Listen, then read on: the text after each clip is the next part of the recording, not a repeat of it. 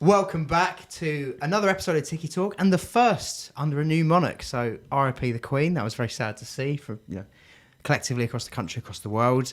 But it was a busy week in football. Not this weekend, but we're here to entertain you lot because of course we are.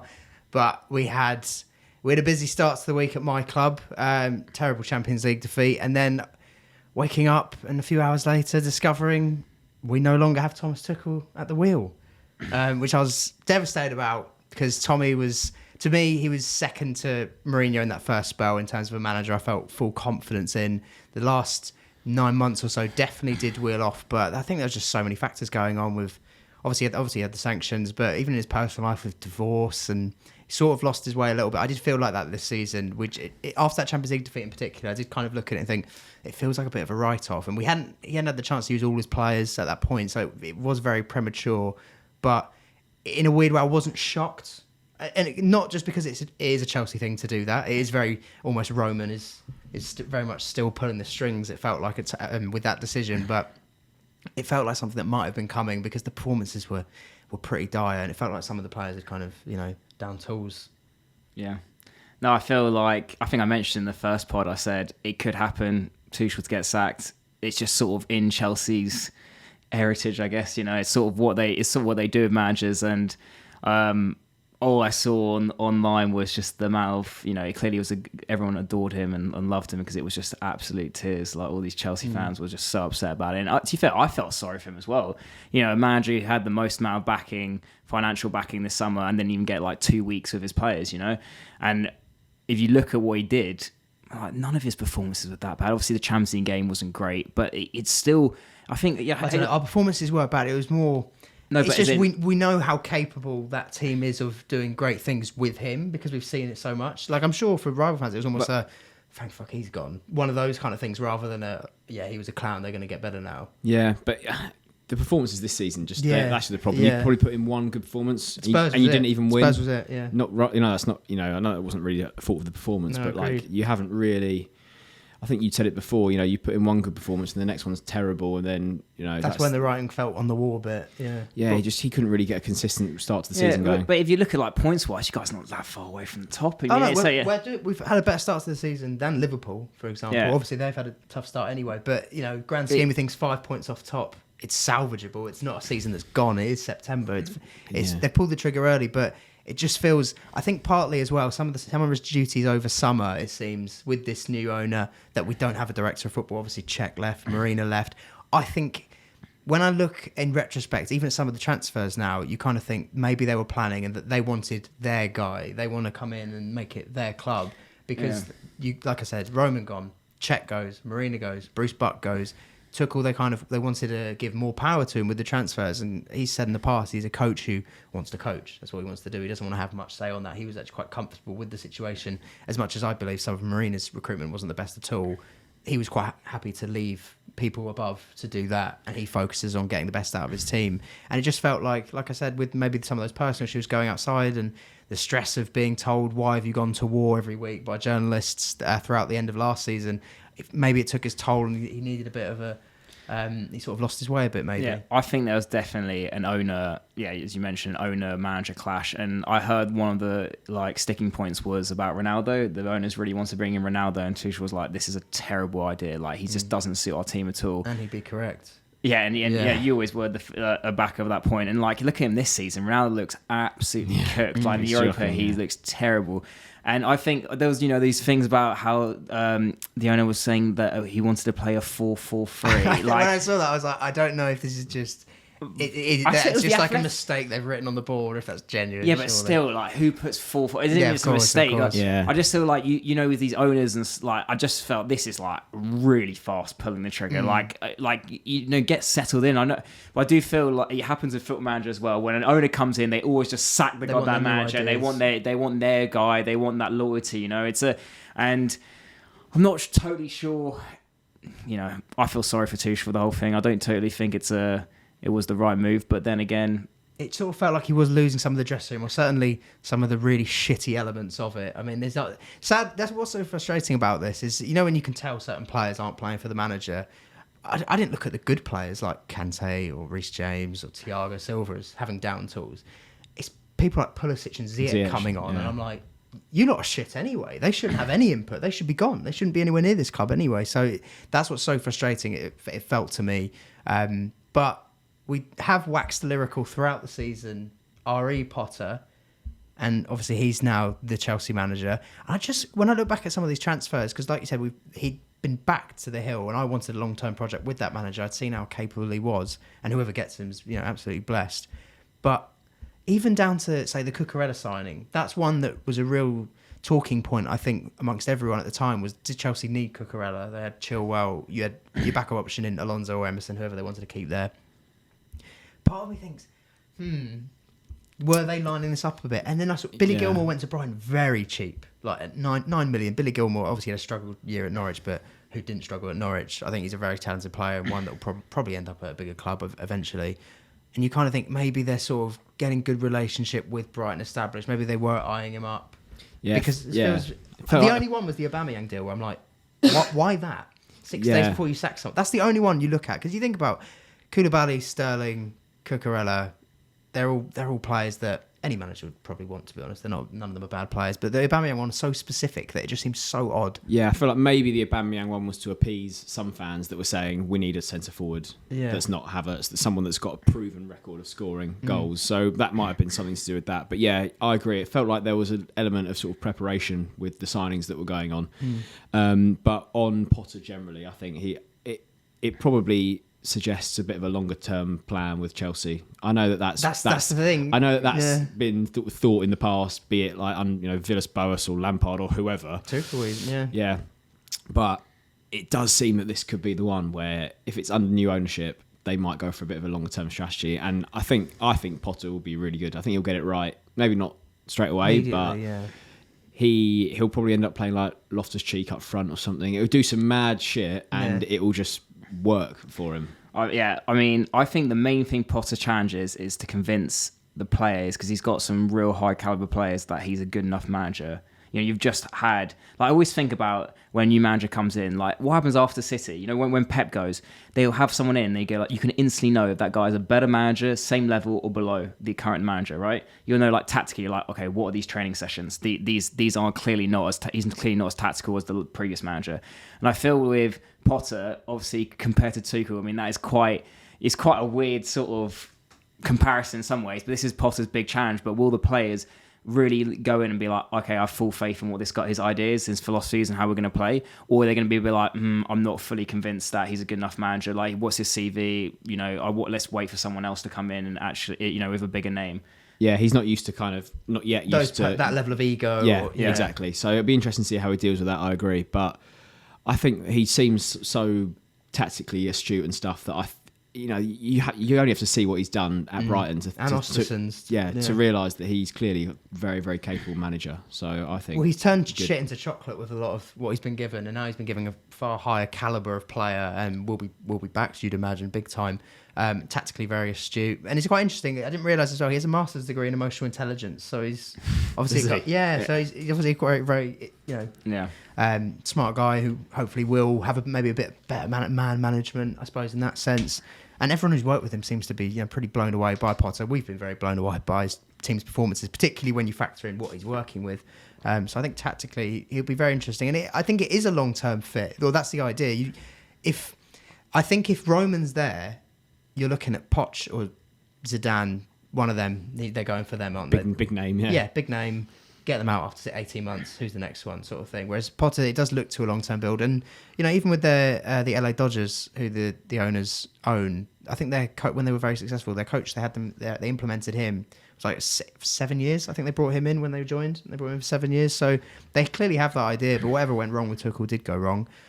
So the boy who lived is now at my club, which is bittersweet. That's how I sort of feel at the moment. I need a bit of time to get over Tommy, obviously. But it is exciting. It's exciting nonetheless, because the guy plays very good football with his teams. 100%. I feel the thing is though, I always think like sometimes when you think of club stature, like a European player though, they'd be like, would I want to play under Potter? I always used to think like the one thing Wenger had for him at the back end of his career, when I was like Arsenal actually just it's such an average team, it's like people are like, I want to play under Wenger because of his of his reputation.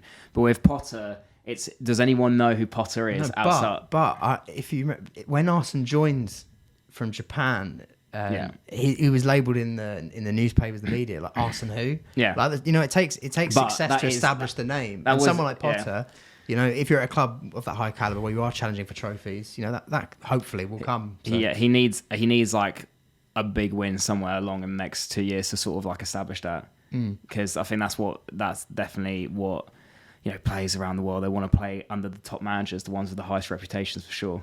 But it's weird to think like Chelsea and Potter. It sort of gives it sounds quite mid-table. It doesn't feel right because he's not that big name. You're always so used to Chelsea going for the big names, so it's weird for it to be sort of an up and coming English manager in a way. So, it is. No, it is strange. It'll take some getting used to. But obviously those fixtures are called off, which actually probably does us a favour, to be honest. Gets him on the training ground a bit longer. Yeah. Bit of a shame. I was looking forward to Fulham away today, but we move. Doesn't matter. Pods on. What do you think? What do you think it means for Brighton? How do you think they'll just get it right again and get someone in who's pretty good? Or you'd think so, but he's brought a lot of his staff. I didn't realise how many. It's a lot of even I think it's the assistant head of recruitment has gone with him. So it's quite a lot of them. But Brighton do just seem to get things right. Like even when Potter came in originally, I thought they shouldn't have sacked Houghton. He's kept them up. Oh, Houghton was doing pretty well. Yeah, really. Like, they were like, "What do you expect? It's Brighton," but he's actually transformed into a sort of top half team, solid top half team, and even currently in Europe. So the players on paper, Brighton look kind of shite, don't they? So it'll be interesting to know with Lallana's playing manager. I don't know how that's going. I read about that. That's going to be absolute ban. But could Brendan be gone? He's in there. I don't know. Like you wonder what could happen over the next week. Like things change quickly, don't they? Yeah, it was funny. The last pod we were like, "Oh, Brendan will be sacked by tomorrow." Mine's gone. And then instead it was Tuchel. It's quite funny. Yeah, it's a crazy. Yeah, you just don't know what's going to happen each week, really, do you? You don't know what's going to happen. Yeah, a week's a long time in football, as they say. It is. Very long time. But, we do usually review some fixtures, and there were some big games during the week. There were Champions League games. We touched on Chelsea. We were dreadful. That kind of summarises it, and that was the end of Tuchel. But Liverpool-Napoli, I watched throughout. I watched that as well. Yeah. I mean, Napoli were excellent. I want to shout out... Go for it. You going to do his name? I'm going to just call him Kharkiv. I'm just going to go with his first name. I don't know what his name is. Yeah, I've forgotten his second name, but I know the boy on TikTok, absolutely class, great content. He tweeted the day before about him and Kim, the centre back. He was like, "That will be a good watch tomorrow." Those two, and he's tipped some rogue names in the past that I've been like, I've watched them and gone, fair fucking play. These guys are unreal. So I just took it as right. I'm going to enjoy these players. I think I even put in the chat. I was like, watch number 77. Yeah. Filth.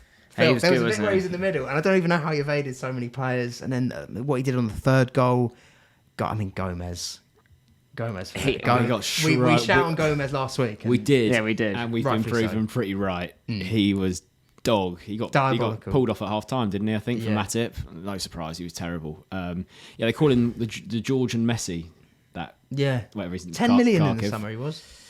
Yeah, he was one of those players where he's like sort of young, hot thing on TikTok or Twitter or whatever. Yeah. And it was great to see that he's actually clearly got a bit. He was very, very good. Very good. Yeah, no, it was Liverpool, they just look cooked, don't they? Yeah, but I thought Simhen was good.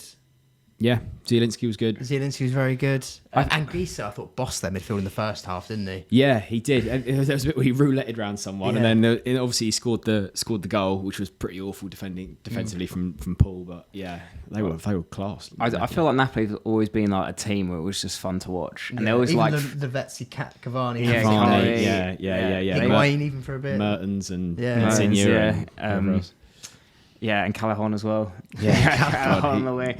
But the thing is, they've always been like a fun team to play. But it always feels like they never quite fulfil their potential. They're quite Belgium in the World Cup. You know what I mean? They play really well, but then they're on the cusp. Yeah, and then like in the bigger moments, they just don't quite just get it. But I think they got like 91 points under Sarri with Napoli when they were doing very well. Yeah. And then but just not quite enough to beat that Juve side. But it's just mad because in the summer they've lost Koulibaly, they've lost Fabian Ruiz. They've managed to bring in these, It kind of says how much we spend over in the Prem, and they're spending very well. I swear, they're quite happy to take our money. Yeah, they've got to recruit differently. They're not looking at like the profile names. They're looking at like let's find some Georgian gems. Georgian gems. Yeah, absolutely. But that's you got. I mean, Arsenal started doing that with the Brazilians a bit. You know, Marquinhos I thought played well a couple of days ago as well. And I think that you can do that. There needs to be more of a focus in the Prem. I feel for those sort of young gems because that's what Brighton have really been doing. To an extent, haven't they? Actually, talking about Brighton, that I read that you'll be going for Moises Caicedo in the January window. Wouldn't surprise me. We do need a bit of midfielder. So wouldn't be surprised. But as for Liverpool, we touched on Gomez, but you could touch on a whole host of the names. Other than Luis Diaz. I thought Luis Diaz was good throughout. Forget the goal. Like, he was the only one that looked like he was trying to force stuff happen. Harvey Elliott was all right. Other than that, I mean, pretty atrocious. Alisson saved the pen. You can give them that one. But I touched on it in TikTok, and I thought it was a fair point to bring up. But with Van Dijk, we've looked at him as a player who he seems to raise the level of players around him. And Joe Gomez seems to bring his level down. Like, even Van Dijk is not looking himself. He's giving away pens again in this instance. Trent is... Well, I've been saying this for years, but he's doing Trent things. Yeah, I think I'm glad people are waking up now. I've seen this for a long time, but the side was so good it masked it. But I don't think he can defend, or there's an unwillingness to do so. Some of the I don't know if it's the second or third goal. He just sort of stood there and was like, "I'm not doing this." Well, there was two of them there, weren't there? That is weird. It's bizarre. They just like ran through. Like there was a oncoming midfield, and I think it was him and maybe Gomez just stood there and was like, "Let's just watch that guy." Yeah. It's just a complete lack of effort, willingness. It is weird. Like, are they downing tools? Nah. Well, I saw something that was like he's been there 7 years. 7 years. One Champions League, one Dortmund. It was league. 7 years when they fell off a cliff, wasn't it? Yeah, I've seen people. I saw some tweet. It's like get Klopp out. Obviously, it's not quite It's not quite at that stage, but yeah. The thing is, you back them to turn it around eventually, but there's not really many signs at the moment. I know, obviously, the 9-0 aside, but that is the thing that they've got. Is the Konate and Matip coming back and Thiago coming back is obviously going to improve them massively. But Thiago's just, I think it's a similar situation to us with Kante, where you can't bank on him being fit anyway. As good as he is, he's never going to be. You know, you're not going to get 3-4 months without him missing a game, sort of thing. Yeah, I think Thiago is key for them to come back because. I think what they're lacking is a bit of composure. Yeah, but general. But everyone seems to be panicking. Like you look at Robertson, he's like seems to be running like a headless chicken a bit. Like everyone seems to be panicking on the pitch everywhere. Well, before it was always poised and composed. You know, you think of City and Liverpool, always the two teams where it doesn't really matter what was going on. They were always calm, collected, and just could, you know. Oh yeah, they'd be 1-0 down, and you think they'll win this. In control. Yeah. But they look every play looks erratic. They don't know what they're doing. They're like panicky. Everything's like feels rushed. There's no calmness to their play, and I think Thiago might just be able to bring that composure back a bit, which is something that they're missing. But also talking about. I actually heard someone talk about, I think it might have been Carragher, saying, is it the efforts that they've put in the last 7 years? Are they just all cooked now? Because some of them, yeah. Do you think Klopp has perhaps too much loyalty towards Milner, for example, Henderson? When I know he's been playing Harvey Elliott, but you kind of think just play Carvalho. Maybe just play Arthur. You brought him in. Like, I just think Milner looks so cooked, and that midfield is so stale. And Liverpool aren't, like you said, when they were at their best, they weren't that. They might not have been as composed as City, but they were very, you know, they would harass you the entire time. They didn't have the ball. Whereas now they just look laboured. Yeah, no, it's just, I agree. Like you were saying, as you just said, do they look just a little bit like they've come to the end of that cycle of that cycle of that side? Because it's those players that have been there for a while that are the ones that are not performing particularly well, be it Salah or Milner, Henderson, Robertson. You know, I know Van Dijk. He's not helped by having not a great partner next to him, but he has been poor regardless. Van Dijk, like, he seems to have lost that aura of like before everyone thought he was completely impenetrable, but now people are just having a go at him, and he's cracking. He's cracking completely, which is weird to see. But yeah, it might just be a case of it could just be kind of the end of that good Liverpool team over the last 5-6 years. Shame. There'll be no love lost here. No tears. Extra spot for top four, right? No tears shed here. Could that happen? I mean, it definitely could happen. But you do just back them because you've seen it so much. You're like, they'll get things together. But it just feels so stale. Even Salah looks horrific. Is it Salah out in FPL? That's the question.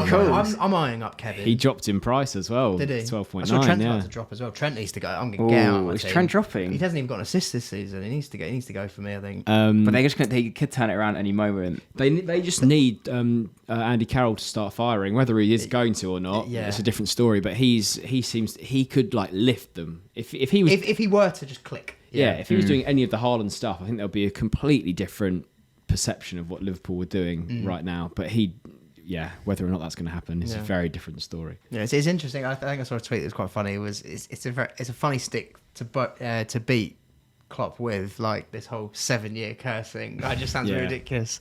The idea is like, after 7 years he's really bad. Did he get Mainz relegated though after 7 years? Or something like I don't that, know. Was he there as long as that? I thought it was just Dortmund he was there for that lengthier spell. It'll be interesting to see what happens at Liverpool. This break probably came at a good time for them too, to be fair. I don't know who they had at the weekend, but I think it was maybe Wolves at home. I think they got you guys soon. Yeah, we've got City, Liverpool, and Tottenham like all in the space of a month, and Brentford away as well. Which is no easy game. Not anymore. No, but Champions League wise, you had also Atletico. That was late drama. Yeah, 3 goals after 90 minutes. Mental. Yeah, I mean that's so Atletico to get to 0-0 at the end of it, but it actually did pick up, and obviously the winner scored by Griezmann. And you gave me the information. I wasn't aware of this. This whole Griezmann contract situation is very interesting. Obviously, Barca, they're not. Well, I was about to say they haven't got loads of money, but they've had a lovely summer. They've got they're back to it. all over the gas. I saw that they had £800 million or euros of assets sold or something. I don't know. It was something they had money from that reason, but I don't know long term. TV rights. I don't know long term. They came out today in the report. I think he's defending their summer spending or something, and I'm like, still sounds sus to me. Yeah, they had a go at I think La Liga's president had a go at the Prem spending. I went, Barca had a pretty good window, guys. Yeah, that money that they've got somewhere. There's money stashed. Those magic beans are getting them far. And Lewandowski, he did very well. Obviously, Dembele looked excellent. He seems to have kicked on in the last, probably since Javi really came in, to be honest. But staying fit's key, really. In all that. Yeah, definitely. But I think I saw that they're trying to build a case to sue Atletico with this Griezmann contract situation because he's had 5 appearances this season. 29 minutes, 28 minutes, 27 minutes, 26 minutes, and 29 minutes, all under 30. And if it's to be kept under 30 on average a game this season, then they don't have to pay the obligation fee, which is elite from a very Atletico thing. Yeah, it's so shithouse. It's ridiculous. But, I mean, it's a huge obligation fee, like 40 million. It's like it's big. It's and I think that I don't see how they have a case. To be honest with you, they're doing what's in the contract. Then how can they sue him? It's literally in a contract. The only one that should be really concerned is Griezmann. More his World Cup minutes and that. Yeah, but he seems like he's kissing the badge. Yeah, he's celebrating. He's going hugging Simeone when he scored the winner. Like I don't understand like his psyche in this whole thing. I feel like Griezmann's not. He knows he's at the back end of his career. Like I don't feel like he doesn't have that sort Barca move feels like kicked it out of him almost. It's a shame actually. I feel like Griezmann's one of those players where riskily didn't actually win that much. Like they had a Netflix documentary about him like 3-4 years ago, and it's still wasn't that in regards to when he was going to say if he was moving or not, and he ended up staying, and then he left like a year later or something. Yeah, but but he almost missed out on all like the good, like when Atletico won like the La Ligas, and he wasn't there. He's done a World Cup. You lost the Champions League final, obviously. Missed the pen. He's had the Europa. He was big in. I remember he scored against you guys, and then the World Cup. That's what he's got. He lost the final of the Euros. It was the World Cup aside. He's been a bit of a nearly man. Really. I think even he signed from Real Sociedad the summer after they just won the league. I think it was 2014 he signed for Atletico. Yeah, that's what he's saying. Yeah, he missed out. He missed out. And then he went to Barcelona to win the league, La Liga, and then they just crumbled. Like I say, unfortunate timing for him in his whole career, really. Yeah, it is. And we'll touch on another thing, Champions League, just because I wanted to bring it up, because I loved this player in the Premier League. He was actually, I'd say he's my favourite City player to watch by a mile, but Leroy Sané against Inter, I don't know if you saw his goals, but... Yeah. Both were pretty It was a weird one because one of them was an own goal, but like it was all dictated by him. The 1-2s, Koeman.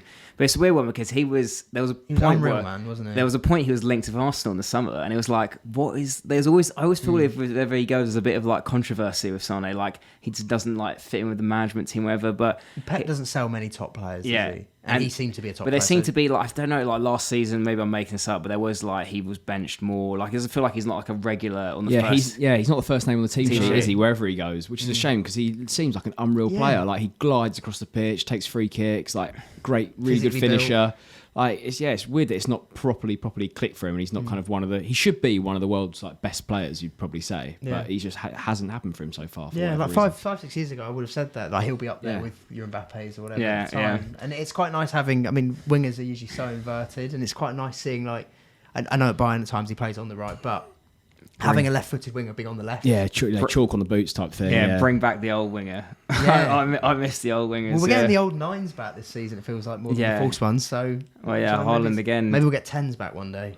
Maybe. You know, football's all cyclical, so it could be the case. 10s were sick back. Everyone loved the tier 10. That was like, Well, that was. I saw someone make this criticism. I thought it was quite interesting. Ari Trent earlier saying he sort of plays a 10 at right back, as in he plays a free role. Because back in the day, it was more.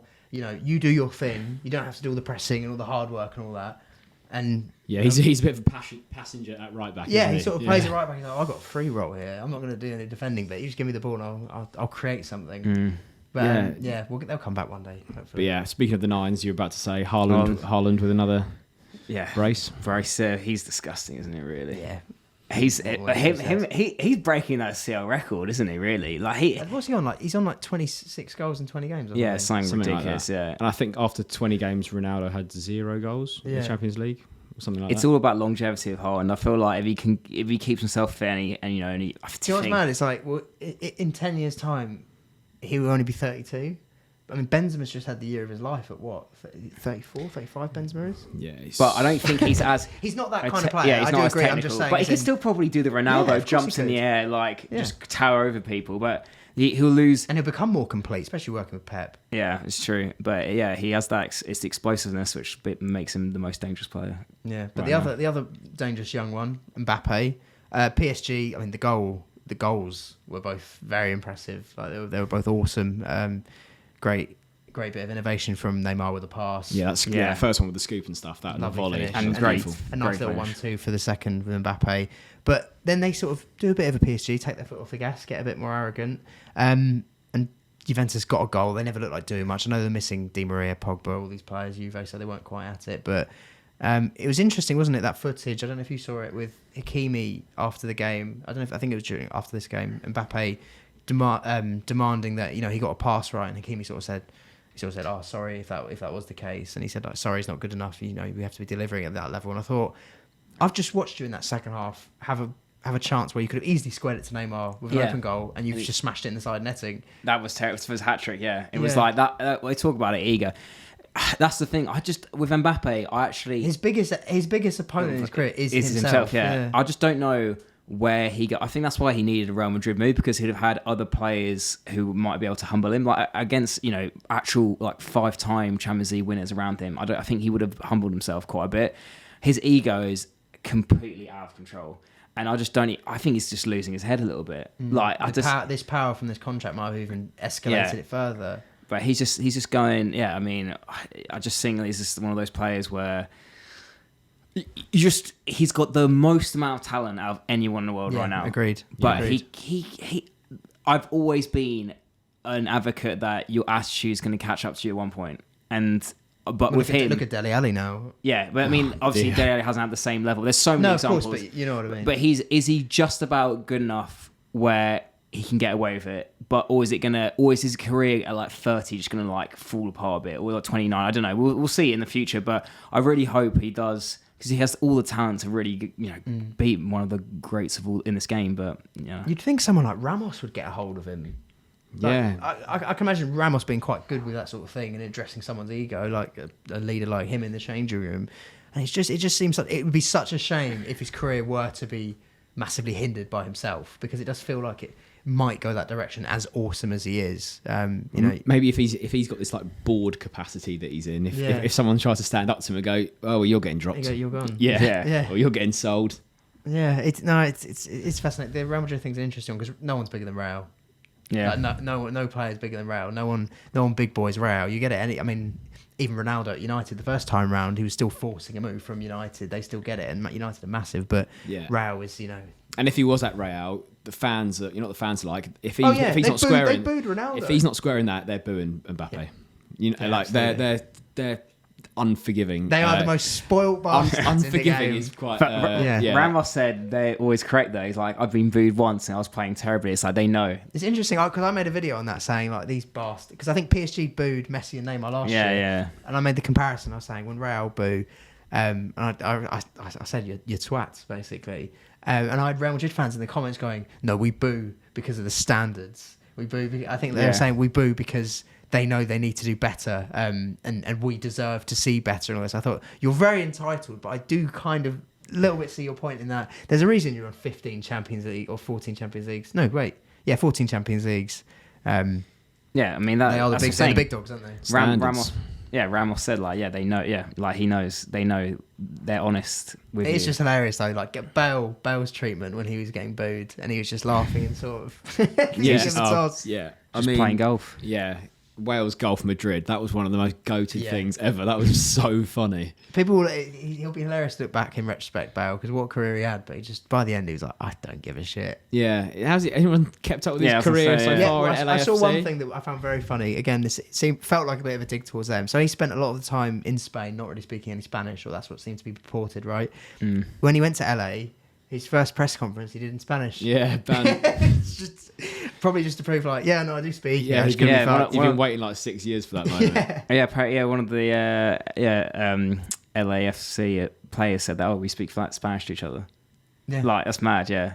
And they're like, he can't speak any of it. But is that just like bad reporting though? Was that just I don't know, because there was that clip where they were on the plane, I remember, and they were all kind of speaking at him, and he was like, yeah. Can he just not be asked? Surely he like was able to communicate with them in Spanish. But I feel like it's a bit like, when you're on the train and you got your earphones in or whatever, and someone asks you something on the train, and you're kind of like, I don't really want to speak to this. You kind of go, you think just zone out. Yeah. I think nod. One of those. Also, you remember Bale used to do his little, celebration. His heart. Yeah, the heart. Yeah. He always just said, when I retire, I'll tell you what it was about. But he stopped doing that for about 7 years now. There's no more love in the game for him. But like, what was that about? I wanted to know. I don't know. I can't remember about Spurs. No, I don't know what it was about. He did it at Spurs, didn't he? The second spell, definitely. Oh, he did it at the first spell as well. Yeah, I mean, he like came back, in recent times. I think I remember him doing it once or twice. Yeah, he scored a hat against Burnley, didn't he? I think he might have done it then. Yeah, that was an FPL. It was an FPL moment. That. Yeah, I didn't have him. No, I remember getting him in the next week. He did fuck all. So yeah, classic. That was great. Yeah. But this week, other than Champions League, there was Europa League. Thursday ball, beautiful. And you had a little holiday. Yeah, I went to Zurich. Had great time. It was great to see. Great game. I always say great that. game. No, it's shit. Let's be honest. Now, Europa League football it's pretty poor. In the group stage, it is just a formality, isn't it? It's a pointless exercise. It doesn't really feel like the play. Like it was probably, I'll say, the worst performance last season. But like at the end of the day, it's sort of like no one really cares. You know what I mean? It's like they were sort of playing with within that themselves. Yeah, it was like, okay, let's conserve our energy. Especially like players like although Marcelli was running everywhere. I'm like, Jesus, this guy's gonna kill himself. Like he's just an injury waiting to happen. But I just feel a lot of the players it was very sloppy. Gabriel as well. I'm waiting for that Ben White. I thought you said it wasn't. It was a bit abnormal. What? Gabriel being sloppy is not abnormal. No, but I'm saying he was particularly sloppy though. But I'm waiting for a Saliba, Ben White, Tomiyasu, Zinchenko back for. I think that needs to happen. I think that is your best. Because at the end of the day, if you're talking the way we play nowadays, it's about we're about the control, we like the Pep sort of style, we want the control. And Gabriel on the ball, you can feel everyone just hold their breath a little bit. Oh, he's shocking on the ball. We said this before, on the ball he's crap. And Matt Turner, he's sus as well, isn't he? He was sort of sus in pre-season. How does he compare to Runnison? Oh no, he's nowhere near. He's nowhere near as bad as that guy. Yeah, but he's yet to have a shot faced it. He didn't really have anything to. Yeah, a pen. But he looked like he can catch balls quite well. Okay. So he was one of those quite sticky hands, but he sort of. It's a good start. Yeah, but except from that, he dived the wrong way for the pen. No, but it's like. No, but honestly, get him out. Yeah, no, but I saw him pre-season, and he just looks. But you know what? I actually think he's a really nice guy, and I think he'll learn to get better. But what was Marquinhos like? Obviously, he was only 5 million in the summer. 1.9 or was 1.3 million? 3 million. 3 million. Well, he looks good. He's one of those players, quite interesting. Because I don't think he's got. Wolves were going for him. Yeah, he was. Weren't they? He's not one of those explosive sort of players where with pace and like really can like drive like so much pace. One of those sort of pacey wingers. But he's one of those ones which is quite technical, loves cutting back on his left. Sort of the one where like it reminds me a bit like Saka in the way that Saka always goes on his left, but like you're like it's obvious he's going on his left, but he still manages to beat the man by going to his left. Robin. Yeah. And got a goal and assist. And what I actually loved more than anything was the fact that when he scored, he basically started bursting out crying. And to me, I'm a work rate merchant, emotion merchant, passion merchant. I was loving that. You know what I mean? Like he's like, it really means something to him. And to be fair, someone was like, it would be like scoring a goal in the Europa League when you're literally, I think, you're in Brazil, super poor, and then you're like in the actual Europa League competition, a European competition, scoring a goal. I mean, it can only be a dream for a 19-year-old. Only 3 years ago, you could probably never imagined that. And yeah, I mean, like being in the away end was loads of wrong uns, as you can imagine. Good though. It was good. It was good. Away is just the best atmosphere. It is good. It is good. And there was when I actually found out the Queen was dying because we started singing "God Save the Queen," and I was like, "Oh my god!" Wasn't it during the pen? Yeah, it was just before. After I can't remember which one. It was just before. After. But basically, yeah, it would happen, and then people like talking about it, and then we broke into song. That's gonna be mad in 30, 40 years when you're asked, where were you when? Yeah, but it sort of ruined the vibe a little bit. I felt like, yeah, it's sort of just everyone was a bit like, oh, that's kind of sad, and like it's at the end of the day, it's just this is just a Europa League game where the Queen dying feels like a much bigger thing. Than Arsenal Zurich. Yeah, definitely bigger than Arsenal Zurich. Like then? Just Good. about. Oh, mate, they were. What was funny is you watch them and you're like, actually, like, as you put yourself in their you sent me the players. picture of the stadium and it looked quite literally out of something, when you build your pro clubs team. Yeah. And you pick Sanderson Park or whatever the made up stadium is. It looked like that. I think it's 20,000 capacity. It wasn't full at all. Even I think we almost like half the stadium actually. It was quite like an even support. Their ultras were quite fun, but I feel like most European teams are quite decent ultras in general. But yeah, I mean, it's funny watching technically like the right back, obviously the full backs, the ones who are the least technical, when they get the ball under pressure and they're just like pranging out and they're like trying to kick it along and you're like, I know I'm that guy, that's me on the pitch. So I feel that. But yeah, I mean, I want to go to another one. I'm trying to get tickets for the Bodo Glimt game. Yeah, I'm trying to bring Guy along. Yeah. Guy, you're going to commit on the pod right here. If you get the tickets, I'm going to Bodo Glimt. Yeah, let's go. No, I'll be honest here, I can't. I'm eyeing up Milan at the moment. I'm speaking to someone about Milan. Slightly more glamorous. Upgrade, Although you might be all the way up in the stands, or but it's just before the San Siro goes. We'll be pitch side. Yeah. Also, Brighton were linked with the Bodo Glimt manager. He must be class. He must be class. I think they got a result in that against Roma. They beat Roma 6-1. Yeah. Oh, they were that side last year. Yeah, of course. Zurich were actually our pot 4 team, and Bodo Glimt were a pot 3 team. So technically, they're a harder team. They're better. Yeah. Interesting. Yeah, we played our easiest away game in the group. Yeah, exactly. Yeah. But to get to Bodo Glimt, if anyone knows where Bodo is, first of all, it's in Norway. But so I was looking this up. I thought, okay, Norway, is there a direct flight? No, there's no direct flight. You fly to Oslo, and I thought, okay, I've never been to Norway in my life. How far is it from Oslo to Bodo? It's a 15-hour drive and a 7-hour train. So I was like, is this a joke? So yeah, you have to fly 2 hours or 2 hours 15 to Oslo, and then an hour 25 to Bodo. And I'm like, 400 allocation, there's no fucking way that's getting filled out. I reckon about 100 max are going to go there. I feel for those Roma fans that went, imagine going all the way there, doing all that travel, you get pumped 6-1 and then you're on your way home. Yeah. And like from London, I think there's about a 4-hour layover in between the 2 flights as well. So the total journey is about 8 hours. So you have to fly. I was looking at it, you have to fly on the Wednesday because it's a late flight because the kickoff's at 5:45 because as well it's basically by North Pole, so it's continuously dark. You might see the Northern Lights though. Yeah, you might see Northern Lights. That's cool. 24 hours of darkness a day, so you're gonna be there. If anyone is going dark, yes. If there's anyone going to bother, molded by it. Yeah, that's gonna be. If anyone watching this is going, hit us up and we'll make a trip of it. Because it is the whole vibe. The away vibe is you go to one pub somewhere in the God knows where. You just drink the whole time. It'd be a laugh. And you meet loads of people. Everyone's just a great vibe, and then you get there, and also drinking and smoking in stands was allowed in Zurich. Oh, we love it. And there was not that we do it. there But was we love it. pints Yeah, we would love it. flying about. Yeah, we would love it if we did that. Yeah. When there were pints flying, like literally all over, and like actually, I'm not a fan of the flying pint.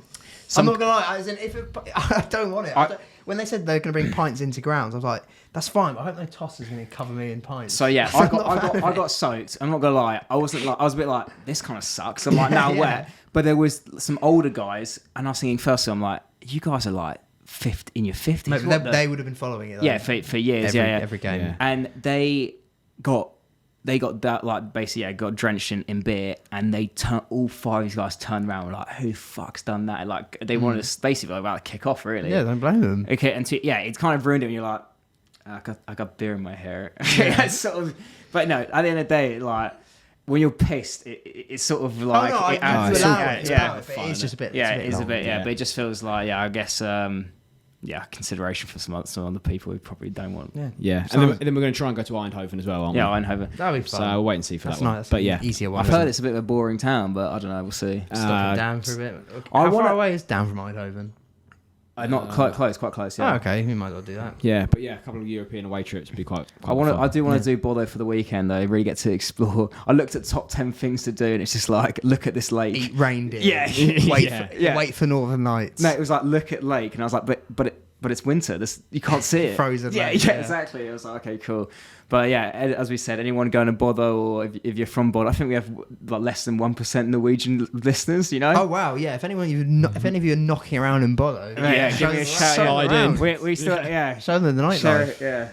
Get on, go on the pool. To be fair, Scandinavian women, not they're Yeah, they'll be fairly good looking. There are worse places to be, that's for sure. They also They are definitely all are. 6 foot, so me Speaking and Guy are of going to worst struggle. places to be, I just want to Speak touch for yourself, mate. I'm 6'1". Yeah, he's fucking Yeah, I'm massive. 6'2" as well. Yeah, exactly. Yeah, me too. Well, you mentioned a player crying in celebration. Ari Marquinhos. I forgot we should touch on them. The Spuds. You had Yeah. Richarlison bawling his eyes out, but 2 headers, 2 very good headers actually. We've been saying this. He needs to start ahead of Son. Son's just not doing anything. I know he got the red card, but it seemed like another game where Son seemed to struggle to impact it. Yeah, it feels like a bit of an end of an era for a lot of. There's definitely a new transition in terms of PLT. The last few years, the Mane, Salah, Son, yeah, sort of thing. Like it's maybe. it's been City, Liverpool. It's been like you have your staple like top players, but it just feels like right now there's We're uncertainty. shifting to Haaland. We're shifting to Yeah. we're And shifting it's just him. we're shifting from City dominance to just City dominance, just raw. Yeah, So, City and Liverpool dominance to Haaland dominance. Yeah, basically, That's the vibe. But yeah, he's looking good. Richarlison. Yeah, he's looking good. He's He's good. I'm just at this point where I think Son's quite clearly out of form, and that I imagine that will return because he's not old, but he just started the season very poorly. And Richarlison, whenever he seems to play, brings bags full of energy, a bucket load of shithousery as well, and he's gone and bagged those 2 games, and and he's one of those players he does fight for the badge. He is one of those players, isn't he? I'm sure Spurs fans love him already. Oh, I bet. Like, I think absolutely love anyone him. who has Richarlison is going to love him as a player. Yeah. Really. He's got that Brazilian fight in him. He's got that like sort of Jesus like pushes on defenders, leans, he's properly scrapping, which who doesn't love to see that? Let's be honest. Yeah, but it was a good result for the Spuds, and Joey Barton was in the away end. I love that from Barton. Was he rocking his? Was he going like this? Was He talking- probably kept the accent. A up, little yeah. bit boring. I like Telling Zlatan he had a big nose. Yeah. And also, we're on Arsenal loan watch. Nuno Tavares dropped an absolute stinker. There's quite a few though, isn't it? Not on loan, but you had Guendouzi. Guendouzi, Sanchez. It's the whole. What's his name's there as well? Kolasinac? The fat one. Yeah, there you go. Yeah. But Tavares, have you seen the comments he's come out with as well? He's basically slagging off Arsenal. He's been going He like. knows he's not going back though. probably. Yeah, surely. If you got bought He- and then you're loaned a he year said- later, No, he's saying they didn't play me in my true position. What the fuck is your true? Are you a right, a left winger? Sorry, now what the fuck are you? What are To you? be fair, he has been slamming in the He goals has for been doing well for Marseille, Marseille, even yeah. though against Spurs he was absolutely. He's Dog. Low key got a 4-star week for it. He cuts in that right and slaps it. He did a really tasty nutmeg as well. I saw on a video the other Meg day. nuts. Yeah, Meg nuts, so sweet. Yeah, it was good. But yeah, he's terrible anyway. So good riddance. I would carry him on. I think you've done well with Tierney becoming Tavares is an upgrade. Yeah, That's a big upgrade. I would carry him on my back to Marseille. Yeah, he said he said I want an obligation to buy in the loan deal, and it didn't And you're happen. like, we want an obligation Yeah. to sell. Yeah. See you later, buddy. Take him. Yeah. Get But going. we have our recurring segment making its long-awaited return, obviously. Blast from the past. Blast from the I past. thought we sacked this. I thought we'd sack I thought that. that's gone. Unfortunately, no. Never. Maybe next week we'll have the jingle. We'll have it up and ready. We'll get someone on the case. But this week is Guy. So me and Cruz are completely blind to this. We have no idea what he's going to say. So yes, I mean, last time I had Emmanuel Boué, who legend. was obviously a legend of the Premier League and but quite a laughable character. This week I've gone for a player, a Premier League. I don't know what you call him. Definitely not a great, but a really solid Premier League player that probably didn't quite fulfil his potential. Okay. He has the record. This might give it away. I'm not sure for the most different clubs scored for. So that player is Craig Bellamy. Oh, very interesting one. So Craig Bellamy, I like it. he's one of those players, obviously retired now. He's actually, if you didn't know, he's the assistant manager at Burnley. With, I did not know that. With Vincent Company. With Vincent Wow. Company. I suppose And they had a link up. he early was, City days. and he was the under-21s manager at Anderlecht when Anderlecht? when Okay. Company Oh, yeah. was, Him and Company Vimos, was the yeah. Anderlecht manager. So they've clearly got something going on there. But he's one of those players where he sort of did burst onto the scene. He won Young Player of the Year in the Premier League in 2002. Started at Norwich. Looked like a really, really promising player. But it's one of those where I think it was probably both bad luck with injuries and lack of professionalism, maybe, that meant falling out with teammates, certainly. Yeah. teammates, managers, fans, anyone that he could probably get his hands on, that meant he didn't quite make it to the level that he probably could have done. Because I remember he was I so hated playing him. he was a rat. Like Yeah. I've seen interviews with him. I used to call him a no-neck bastard. Yeah. no neck. Just all shoulders. Yeah. yeah. He was one of those players where you did just hate him, but. Because he was good. Yeah, because he crossed that Yeah. line, and I saw a couple of interviews with him, and he would just turn to an absolute animal. Like I don't know what your guys' memories are of Bellamy. Pure rat. That's what Well, I think. I think Rio said. I think it was Rio saying they asked like, who's the worst striker you come up against in terms of being in your ear the whole time, and he said Bellamy. And like you can imagine him on the pitch the whole time. Apparently, he was just going like, "You're shit. Why are you here? You're absolutely shit." And all this. And then obviously he fell out at Newcastle. I think was it with Shearer. Yeah, and also with Souness, I think was the manager, and he came out and he gave an interview after a game, and that basically ended his Newcastle career. He's like, can't remember who he was slagging off, but it's just he had made a lot of regretful decisions, I think, in his career. You had the Liverpool. You had before. I think it was the day before they played Barcelona. Him and Risa had a bit of a. There was like a karaoke argument. I think Risa was telling Bellamy to get up on the karaoke, and Bellamy was having none of it. Yeah. And then it escalated. They'd had a few drinks, and Bellamy came at Risa with a golf club. Yeah, smacked him with a golf club. Yeah. And then the next day, they play Barcelona in the new camp. I think both of them score. I know Bellamy scores for a fact because he did the golf club as a swing as a celebration. yeah. And he was asked if he regretted that, and he went, absolutely not. He was like, he absolutely loved it. He said he hadn't prepared it at all. Like you don't go to Nou Camp expecting to score, so he hadn't planned a celebration or anything like that. But in the moment, he felt that was it felt true to his natural shithouse self to do a proper shithouse celebration. Well, when we touched on Richarlison just then about player who plays for the badge, Bellamy felt that he embodied that in terms of his work rate. In fact, I'd say in modern football, he would very much thrive in any of the front three. He pressed. He had such. I remember pressing-wise, he'd be in his City disgusting. days, he was really good pressing in Liverpool as well. I remember he was quite a press. Yeah, it was sort of before pressing was really a thing. He was just like hunting down, but that sort of gave that rat energy off him, didn't it? Really. He was sort of like Diet Tevez. Yeah, I know That's what how you it mean. felt to me, like ratty, not quite that quality level, but Yeah, he felt Tevez light. But But yeah, he still had a finish on him as well. No, yeah, he was a great player. Yeah. I mean, the He goal he was scored, rapid. that 4-3 against United, Yeah. that rocket was just, that was an Yeah, unreal cutting goal. in, goal. I think one goal of the month. Yeah, I think that's probably when Rio was referring to. Like, I think he absolutely ruined. Well, Rio there's a that bit day. where Rio tried a little scoop pass like Neymar in the Champions League, and Bellamy just ran the whole pitch, didn't he? Tucked it near post. Yeah. Ben Foster, cycling GK. Yeah. That one, a bit sus from him. Where do you think he played his best football?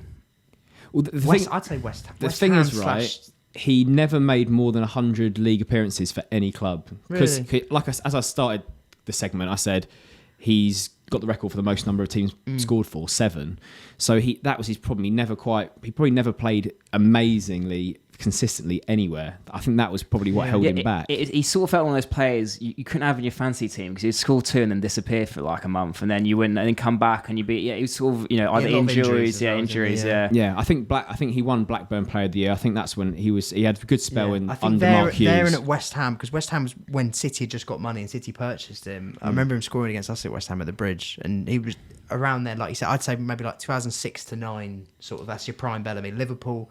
He was at Liverpool twice, but both times were only a year each. He's just, like I say, he's one of those players where, I mean, he had a kid when he was 17. It's just one of those things where I feel like if he was in the modern game where things and players are given a lot more direction, different level, I think he would be like an unbelievably good player. But he just didn't quite have the direction and kind of the wherewithal to know exactly how to use his potential, I thought. Yeah, the pampering they get nowadays, yeah. Where do you think he plays then in today's... Well, no, I'm gonna say maybe like inside forward on the left. I think he could play for modern day Liverpool. I would think he could. Like, he could. Any of those as well. Yeah. I think he'd really suit the modern game, like we said, with his pressing and his like tenacity and all that sort of stuff. So yeah, he's just one of those players where I just thought he could have done so much more, but be it injuries or falling out with people, because.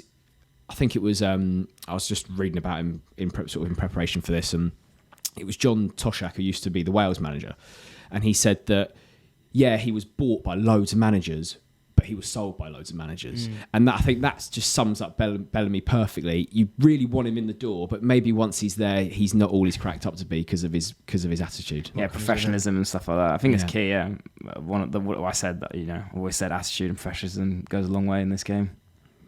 Yeah, I remember him calling out John Terry actually after the Wayne Bridge no handshake thing after they beat us 4-2. I think Bellamy might have scored it. Actually, definitely did score. Yeah, he did. Yeah. I can't remember him saying something into him from then on. Not from then on. I didn't like him before anyway. But after that, I was like, this fucking no neck bastard. He was very, very tough to like. Yeah, but in retrospect, I think all those players are like we touched on Richarlison earlier, but a lot of those players that you think of as rats and that are horrible to play against. You don't hate playing against them if they're shit. It's because they're actually good. And he was definitely one of those. So on that, I thought I had a question for the Spotify, a poll. Who is the Premier League's biggest shithouse? What, current or all time? All time. So I've thought of a few options. Obviously, by the time the poll goes out there, we'll have thought of a couple more. But Bellamy, Joey Barton. One of them is just signing for Wolves. It could Costa. It was short but Costa. Sweet. He's got to be up there. Lee Cattermole. There's plenty of Lee Cattermole. Bruno must be making his way into Bruno. There are plenty that could win the poll. But also on last week's poll, I don't know if you guys saw the results on what was the biggest upset or underdog story, Leicester or Greece. Leicester had 100% of the vote. Yeah, they did. Yeah, Okay, everyone voted for Leicester. Yeah, that was it. But yeah, going back to Bellamy, I just thought he'd be a bit of a different one to who we've brought up in the past. Mate, it's a great shout. Kind of just a player that didn't quite reach his potential, but a solid Premier League player, very memorable one. That's fascinating that the company wants to work with him obviously so closely, because obviously Bellamy signed, I want to say 08-09 January window for City. I think it was Mark Hughes either way. Yeah, I think it was 6 months before the Adebayor summer where they went a bit more nuts with it. And obviously company was there 2008. So they must have established a relationship quite quickly, because he was off to, was it Liverpool not that long afterwards? Yeah. But maybe Bellamy's he's got so much experience, he can bring that to the players and actually be like, this is you want to stay professional. You don't want to go down this path. Yeah, exactly. Interesting. Yeah. And I think he had a bit of a player coach role at Cardiff at the end of his career. I do remember that. Yeah. And on that kind of, he does make impressions on players. Gerrard said about him that he was absolutely amazed by his professional. He said that he was actually unbelievably professional when you'd expect him to be crackhead. Yeah, exactly. Yeah, I think he came across. He was on a Monday Night Football once, and he came across quite well. It might not have been that. It might have been when they did the debate for a bit. Yeah, something like that. He came across very well. Talking about wingers and professionalism, and just as someone who sort of, I don't know, kind of reminds me a bit like Bellamy. I think like Grealish. Because Grealish's 27th birthday was today or yesterday. He's not when you think about a player, because we're talking about wingers who had a lot of great spells, were good, but didn't quite maybe get the recognition. And we're looking at something, you think about Grealish, £100 million player, yet not even got 50 career league goals. I know, but his game's not built on goals. Like, I think it's tough with Grealish, and I think you have to judge it in the next 2 years. This is when it's crucial for him to kick on, because what you're doing at City is so opposite of your role at Villa, where your role at Villa is give Jack the ball, let him run with it, let him create. If he loses the ball, it's fine. He's the one that's going to do stuff for our team.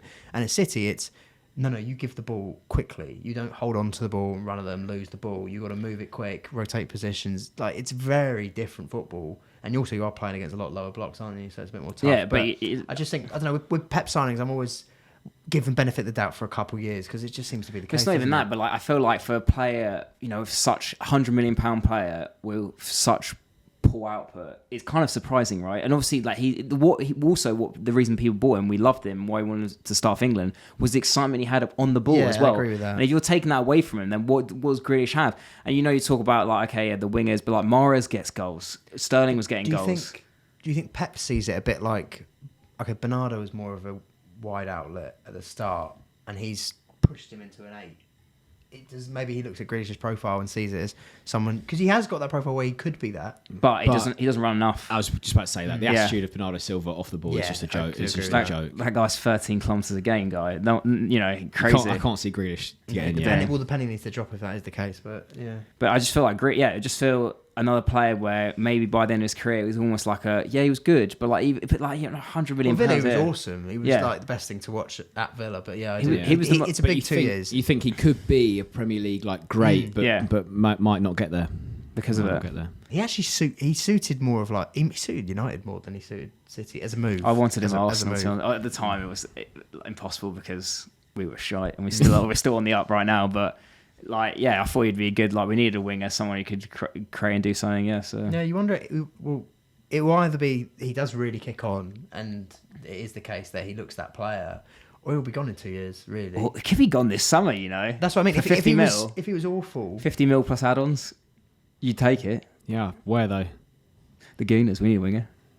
Although he's so not really our. Bye Christian Pulisic. Yeah, I was going to say Chelsea. I was going to say Chelsea. Yeah, could go Chelsea. Although I don't think Potter would want I don't know. It's really he might come and go, hello. Hello, fancy seeing you here. AC Milan. He's caught AC Milan. Or go Roma, join Mourinho. That would be banned. Oh my God, Mourinho would slate him, wouldn't he? Yeah, he'd hate him. He hated Dele Alli. He'd hate Grealish. Hate him. Yeah, but he'd be technically one of the better players, for sure. Yeah, but I'm interested to see what Pep does. Like I said, with Pep, it's always you have always got that kind of BOD of giving to the second, third years. But yeah, that was a lovely episode. It was a bit more of a free-flowing one, obviously, because we didn't have to focus on so much on fixtures and that sort of thing. But it was nice. It was very nice. Yeah, it was good. Enjoyed it. Very enjoyed it. Hopefully football is back next weekend. Oh, they better be back. If we missed two, we have to do things on our weekend. Yeah, with friends. A whole weekend was completely thrown by the lack of football. Yeah, we were going to go to the Emirates tomorrow. I was at Fulham. I would have been at Fulham. I would have been coming out of Craven Cottage right now. Yeah. Oh mate, it's gutting. But yeah, hopefully it's back, because I know there was some controversy about some things that people said about the Queen and stuff. But I didn't think it was necessary to book the football off. No, mate. Bear in mind that a lot of other sports went ahead. No, I just thought when you saw that West Ham display of them singing "God Save the Queen," it seemed so in unison. I thought that's far more of a great send off. And you would have so much footage of that up and down the country at so many games of really emotional, scenes, people in unison. And the media won't call it out, but it is only one club that they're worried about, if we're honest. Because I saw Henry Winter reporting today, he's a big journalist, saying a lot of it might have been done out of fear of being the odd boo and it'd be bad press for football, etc. And I thought, say the fucking club, you know who it is. They booed the national anthem last year. We all know who it is. But it's a shame. It is a shame because it didn't. I've heard the game, especially 8-year-olds not being able to play grassroots football. That doesn't make any sense. Yeah, but our game got cancelled as well. Yeah, we were meant to be playing this morning, and But they also, I heard that the Champions League and the Europa League games are going to go ahead though, probably. Of course they are. Yeah. But it's just now the problem is where are we going to fit this game week? Oh mate, the fixture's already crammed enough as it is. Exactly. Apparently it'll be, I believe, early January. I know it's sandwiched before when we play Liverpool. I think we play Fulham away just before we play Liverpool. Is what they're looking at. But what if they cancelled the next week? There's no Chelsea Liverpool next week. So there's no there'll be no Prem for a month. Yeah, because we have. Oh God, if it had been 2 weeks later, we would have missed the international break. Yep. We were so close to greatness. So close yet so very far. Yeah, but R.I.P. the Queen, because top gal. Yeah, top gal. Yeah. Top gal. She was a legend, to be fair. Yeah, Yeah, she's so awesome. it's the first podcast under King Charles. Yeah, Mad. King Charles III. Yeah, and we'll leave you with that. Enjoy your weekend of mourning or whatever it is. You know, watch a lot of Netflix. Watch some foreign football. There's Bundesliga. Napoli are on today as well. Bundesliga, yeah, big Bundesliga in the Bundesliga. Any big games we know? PSG are also on. Yeah. Oh, Leipzig, Dortmund, but that kicked off about half an hour ago, I believe. Oh, fair. But yeah, enjoy your weekends. Oh, actually, wait, no, this will come out probably after that, so I hope your weekend was good. Enjoy your weeks. We'll be back soon in a bit. Oh, and follow us on all our things. They're all in the comments in a bit. Bye. Nice. See ya.